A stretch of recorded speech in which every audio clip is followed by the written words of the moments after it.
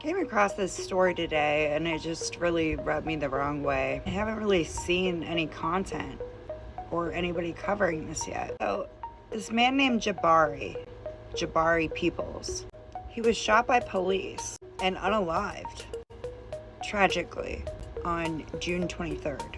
His family is asking for answers. They're demanding to see the footage from the cop's body cam. The family believes that the authorities are lying.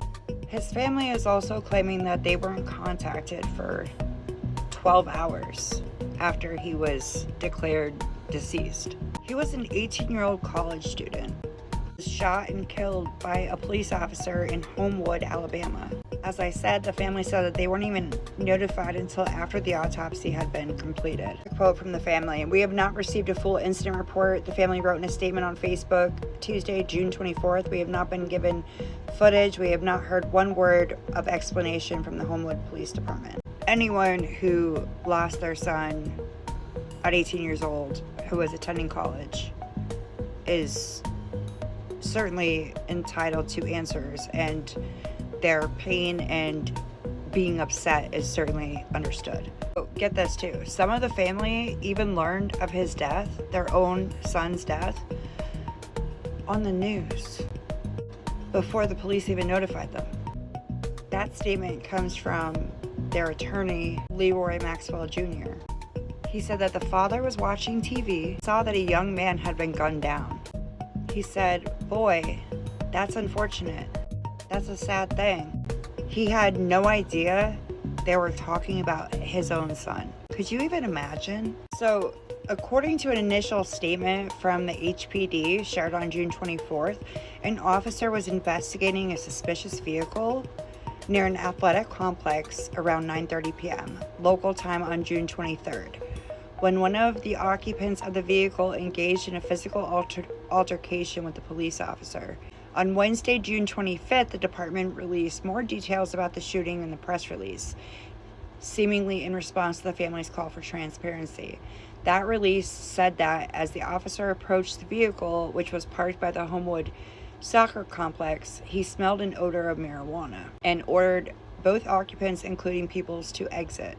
After the teen, who was also the driver, exited, the officer observed a handgun in the door pocket of the driver's side door and attempted to handcuff Peoples to arrest him for unlawful possession of marijuana. When he began to actively resist, the release continued.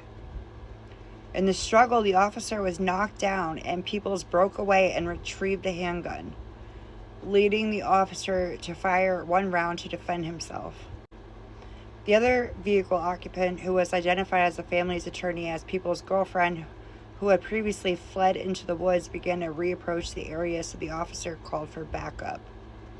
About a minute and a half later, backup arrived and began issuing medical treatment to Peoples per the release. He was then transported to the hospital, called for backup.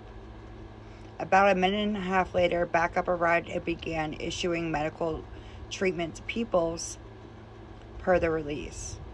He was then transported to the hospital, where he was pronounced dead. Family posted on social media that he was not aggressive, did not resist, and complied. They also went on to say that he was approached by an individual in an unmarked vehicle, no lights, no sirens, and no visible identification. The officer exited the car, tapped on the window, and told occupants to exit. They followed directions, the family wrote. Jabari complied, and within seconds he was taken to the ground and shot. So, this is just all around tragic, but I think that this police department definitely needs to share this body cam footage.